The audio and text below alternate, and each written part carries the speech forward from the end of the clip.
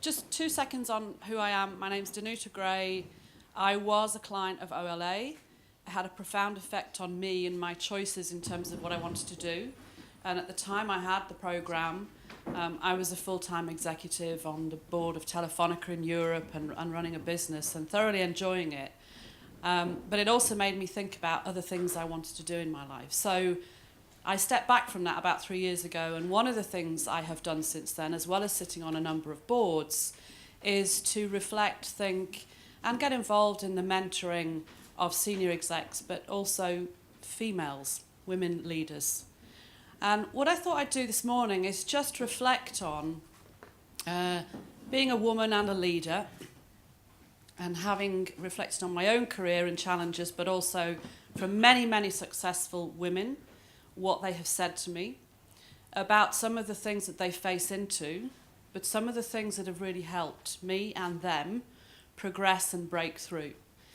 And I wanted to talk about that in the context of the individual and the organisation, because as this group of people, you can and do have a profound effect on transforming business for good.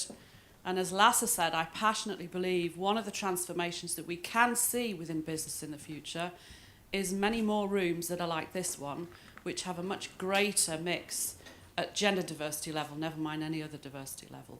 And why do I believe that that is important? There are lots of statistics thrown out there that say, you know, business is better if women have a greater representation. Their financial performance is better. It's very, very difficult, however, to prove that in terms of cause and effect. And in fact, putting that data in the room sometimes causes more conflict than it's worth. But Lasse tells a great story. I heard it for the first time yesterday evening about the polar bear. You know the polar bear who was aggressively moving towards a photographer and his pack of huskies, and how the male huskies immediately responded with aggression, and there was a risk of blood on the floor. And the female dog came in with a very different energy. She wagged her tail. I don't wag my tail in boards. But what she did was give out a vibe that completely dissipated the aggression in that environment and avoided the blood on the floor, the blood on the carpet. And I have to tell you that actually that is an effect, that the female energy at a board table, whether it's a non-executive or whether it's an executive table, does dissipate and calm sometimes the environment, which I absolutely believe leads to better conversations. So whether that leads to better financial outcomes, time will tell, but better conversations and better decisions, I do believe, ultimately lead to better performance in business. So if the polar bear analogy is right, how come 30 years ago I started my career? How depressing is that? Where's Lasse, the middle-aged men? Here's a middle-aged woman going through a midlife crisis. Well, it's kind of late midlife, you know. So 30 years ago, though, I entered a career in technology and in business with, you know, all that enthusiasm and ambition that a young business person has. And I didn't see many women up there at the top, but I really, really, really believed that when I left that treadmill, however many years later that would be, that alongside of me, I would have equal numbers of female and male peers. And I didn't. So when I thought about my career and why I'd managed to break through at a certain level, and when I see other successful women break through, there are some things that happen for them that help them along that path that perhaps not everyone gets the opportunity to have. If you ask them about how they got there, very often women will say they were lucky. They won't actually own their success. When you dig a bit deeper, you find that things have helped. And there are three things I just want to touch on as far as the individual's development is concerned this morning. The first is, we call it a constellation of developmental relationships, is the academic term, created by a lady called Kathy Cram, who studied this whole concept of mentoring to start with. What is meant by a constellation of developmental relationships for women to help them break through is three very simple things. A mentor, or more than one mentor, a sponsor, which is something very different I'll come back to, and a coach. And those three things are a mentor to give you advice, practical advice along the way. It could be one or it could be several. A sponsor is someone who is in a position of influence, who cares about your progression, and who will open the doors for you in your career to step through to several different levels. What is interesting is there's been some work, I saw even a publication in the Harvard Business Review only 2 or 3 years ago. There is evidence to suggest that women do not have an issue finding mentors. What they do have an issue with is getting sponsors. So if you were interested in the article, the title is Women Over-Mentored and Under-Sponsored. So I'll come back to why these are important in a second. And the third is a coach. And a coach could be a professional coach if you're lucky enough to be provided with the resource to have one, or it could be someone in your personal life where it's an extremely safe environment to be able to express self-doubt.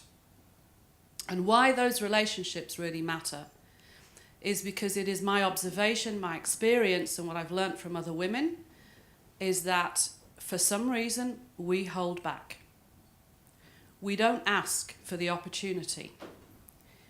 We have self-doubt, all of us have self-doubt, but for some reason women seem to find it easier to express that self-doubt, be self-deprecating, put themselves down. And those are not characteristics observed by others as critical for success, and it holds us back. So why these relationships and these developmental support mechanisms are so important are to help us overcome those hurdles. I was very lucky in my career. I had 3 critical sponsors. All men. I never had a female boss. I wonder how I would have felt about that actually sometimes. I do reflect on that. But those guys, those sponsors, actually opened doors for me. They gave me promotions twice in a year. They took me with them when they got a promotion. They allowed me to take the risk of having a role in Germany when I was not qualified for it. All types of things that we know are offered to people who are successful in life. They're given those chances, perhaps way before they're ready for them. Sponsors in organisations are found through informal networks, through visibility. And what I find a lot with women is that they're reluctant, reticent in some way to put themselves forward for these types of networks, to get involved, to become visible. And without a sponsor, you're kind of knocking on a closed door. So I'll come back to what companies can do to help, but I always say to women who are telling me they're frustrated about their lack of progression, do they have these 3 things in place?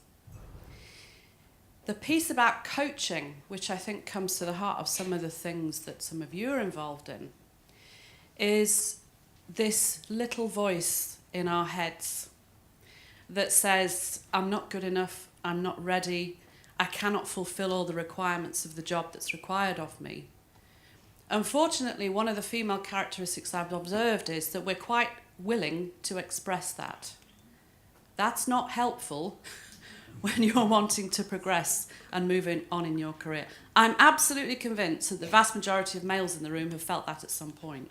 There is something in our makeup, there is something in our style and our approach that means the guys don't tend to admit that.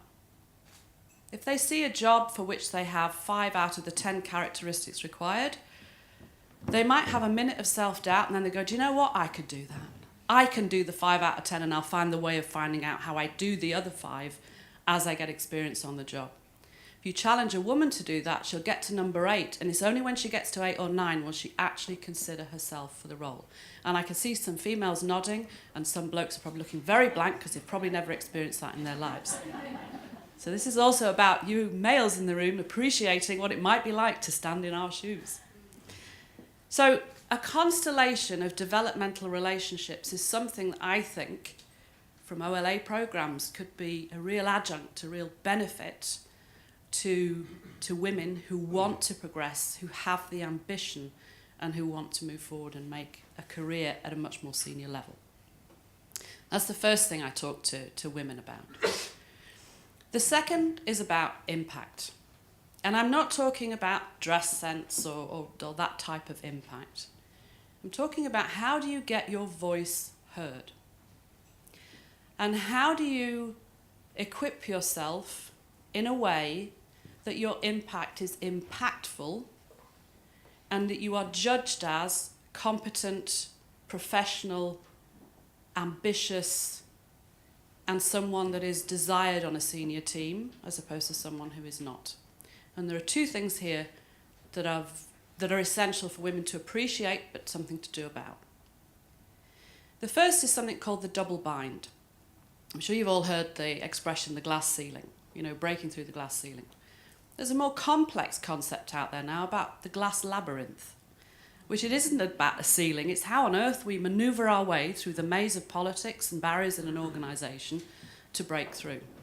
And there's a great book written about 5 years ago, Through the Labyrinth, which was about exactly this. And within that, there's a concept talked about the double bind. I don't know if anybody heard of that? The double bind is, as a woman, particularly in business, you can be quite harshly judged. Because if on the one hand you elicit very feminine characteristics, the words we associate with female leadership qualities or just female qualities, whether that is empathy, good communication, bringing people in, collaboration, there's so many surveys will tell us that those are the kinds of words that we associate with the female, with a woman. If we overexpress those, however, we get judged as incompetent and ineffective, indecisive, hesitant, and apologetic. And if you don't believe that's true, you should have seen some of the feedback I got in my career when I was far too far to the female side of displaying those characteristics. On the other hand, as a woman, if we do those strong things that we admire in strong leadership, which is decisiveness, affirmative behaviour, action, making tough choices, if we do that too far, we're accused of being aggressive, pushy, and very rude words that begin with a B. All right? And it's not a BA, it's a BI, okay? So I'm not going to say the rest of it. We get accused of being too male. An alpha male in a skirt. I've heard that on several occasions. And this double bind is, how do you manage your approach, your style, your impact to sit within the two tram lines to be more accepted than not?